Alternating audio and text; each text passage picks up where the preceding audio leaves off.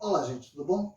Que prazer imenso tê-los aqui no nosso canal. E hoje eu quero fazer uma reflexão com você no texto bíblico que está em Levítico, capítulo 1, versos 4, que diz: E porá a mão sobre a cabeça do animal do holocausto para que seja aceito como propiciação em seu lugar.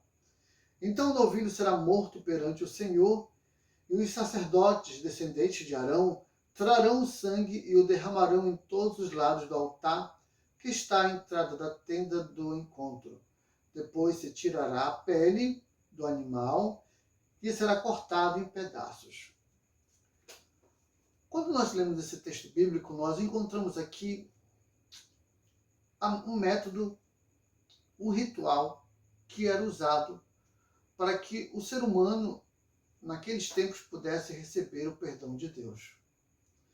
Então você pegava lá a sua ovelha, chegava diante do sacerdote, ele pegava a sua mão, colocava a sua mão em cima da cabeça da ovelha, e ele ia lá e cortava o pescoço da ovelha diante dos seus olhos, e o sangue era derramado ali na sua frente.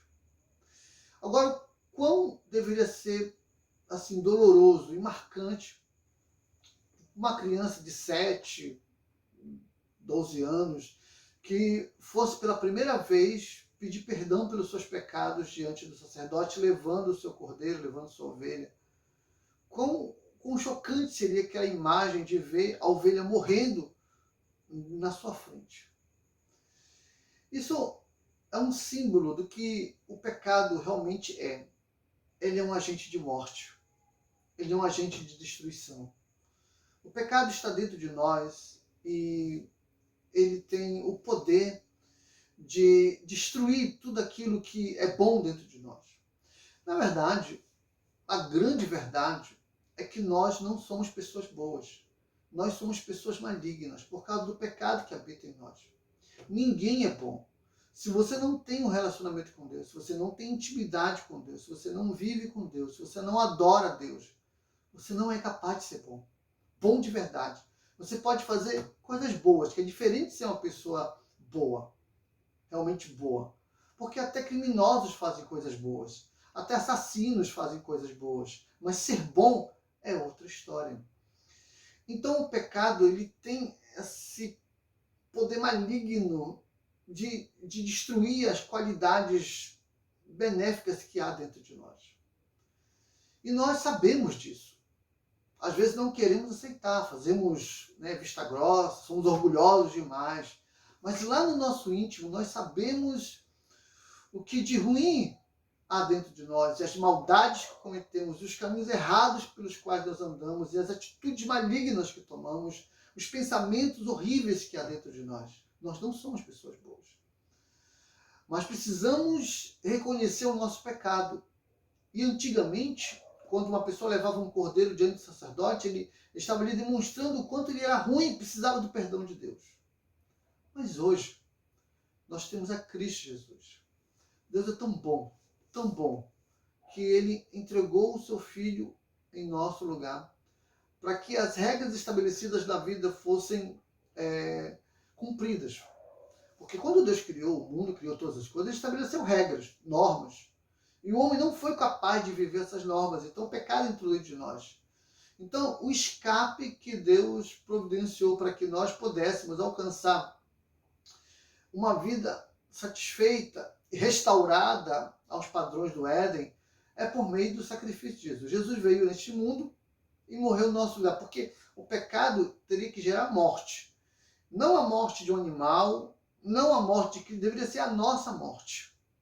E não só material, mas essa morte seria realmente morte espiritual, que é uma morte muito pior do que a morte física. Na verdade, a morte física era apenas destruição do que é material. O que nós somos está aqui dentro. E é esse, dados, posso usar essa linguagem mais moderna, esses dados serão destruídos se nós não tivermos um relacionamento com Jesus.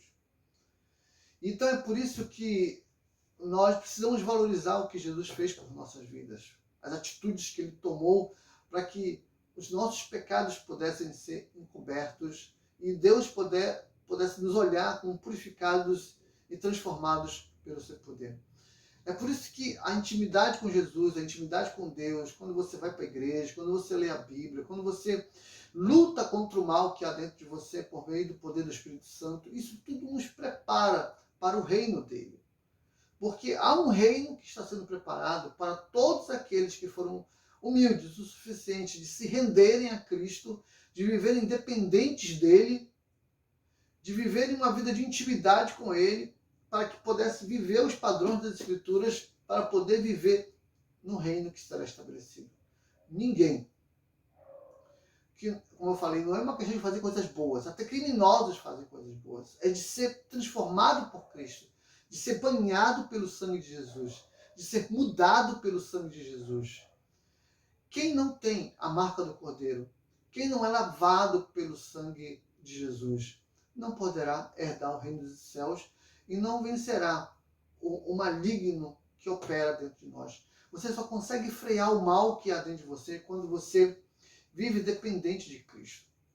Uma vez, um ateu chegou para mim e disse assim: mas tu só é uma pessoa boa, só é uma pessoa capaz de fazer coisas legais porque você anda com Jesus, é dependente de Jesus.